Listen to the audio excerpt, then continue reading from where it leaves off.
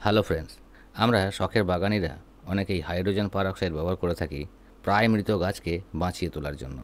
এছাড়া সাধারণভাবে hydrogen peroxide আমাদের দৈনন্দিন জীবনে একটা ক্লিনিং এজেন্ট হিসেবে বহুল ব্যবহৃত হয়।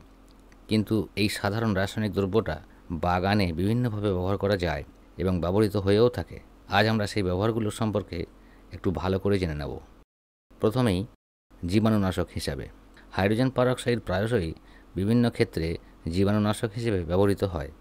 তাই আমরা আমাদের বাগানের সমস্ত যন্ত্রপাতিগুলোকে জীবাণুমুক্ত করার জন্য এটাকে ব্যবহার করতে পারি।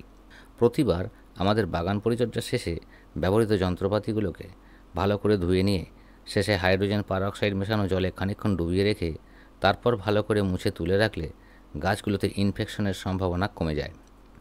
একইভাবে গাছগুলোর পরিচর্যা করার আগেও এইভাবে ডিসইনফেক্ট করে নেওয়া যেতে পারে। হাইড্রোজেন পারঅক্সাইড এমন একটা জীবাণুনাশক যা একাই ব্যাকটেরিয়া, ভাইরাস এবং ছত্রাকের বিরুদ্ধে লড়াই করতে পারে।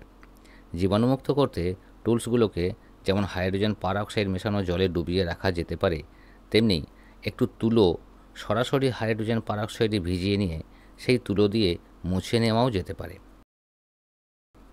বীজ অঙ্কুরোদ্গমের অনুঘটক হিসেবে হাইড্রোজেন পারঅক্সাইডের আরেকটি ব্যবহার হয় বীজের অঙ্কুরোদ্গমের সময়।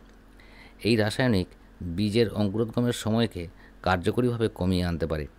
এই পদ্ধতিটা বিশেষভাবে উপযোগী সেই সমস্ত বীজের ক্ষেত্রে যাদের অঙ্কুরিত হতে অনেক সময় লাগে, যেমন থুজা বা ময়ূরকণ্ঠী গাছের বীজ। কীটনাশক বা ছত্রাকনাশক হিসাবে যারা জৈব সার এবং জৈব কীটনাশক অনুরাগী তাদের জন্য হাইড্রোজেন পারঅক্সাইড একটা কার্যকরী ইনসেকটিসাইড, পেস্টিসাইড এবং ফাঙ্গিসাইড হয়ে উঠতে পারে। যদিও এটা একটা রাসায়নিক, কিন্তু এটা খুবই হালকা মেজাজের এবং এর মধ্যে অন্যান্য ইনসেকটিসাইড, পেস্টিসাইড এবং ফাঙ্গিসাইডের মতো কোনো তীব্র বিষাক্ত দ্রব্য নেই যাতে আমাদের কোনোভাবে ক্ষতি হতে পারে। এর দ্রবণ গাছে সরাসরি প্রয়োগ করা হলে সাধারণ কীটপতঙ্গ যেমন এফিড, মিলিবাগ, মাইট নিয়ন্ত্রণ করতে এ সাহায্য করতে পারে। এটা পাউডারি মিলিডিউর মতো ছত্রাকজনিত রোগের বিরুদ্ধে প্রতিরোধমূলক ব্যবস্থা হিসেবেও ব্যবহার করা যেতে পারে। হাইড্রোজেন পারঅক্সাইড পাউডারি মিলিডিউ, কালো দাগ, মরিচা রোগ ইত্যাদি নিয়ন্ত্রণ করতে যথেষ্টই কার্যকরী।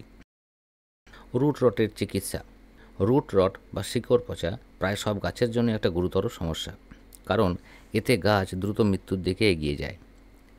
এই শিকড় পচনের কারণ দুটো, এক ছত্রাক আর এক ব্যাকটেরিয়া। পাইথিয়াম এবং ফাইটোপথরা প্রজাতির সহ বিভিন্ন ধরনের ছত্রাকের কারণে শিকড়ে যেমন পচন সৃষ্টি হতে পারে, আবার সিউডোমোনাস বা এরোইনিয়া জাতীয় ব্যাকটেরিয়ার আক্রমণ হলেও এই রোগ হতে পারে। শিকড় পচা ছত্রাক ঘটিতই হোক অথবা ব্যাকটেরিয়া ঘটিত, যেহেতু এদের জীবাণুগুলো আর্দ্র অবস্থায় বেশি ছড়িয়ে পড়ে, তাই বিশেষত বর্ষাকালে অথবা অন্যান্য সময়ে যদি গাছের জলের পরিমাণ বেড়ে যায় তখন এরা দ্রুত শিকড়ে ছড়িয়ে পড়ে। এই ক্ষেত্রে হাইড্রোজেন পারঅক্সাইড একটি কার্যকরী ভূমিকা নিতে পারে।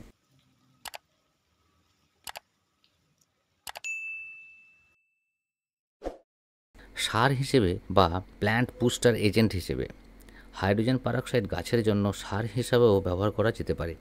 আসলে জলে এটা মেশালে এর থেকে অক্সিজেন বেরিয়ে আসে, ফলে এই অক্সিজেন শিকড়ের বৃদ্ধিতে যথেষ্ট সহায়তা করে।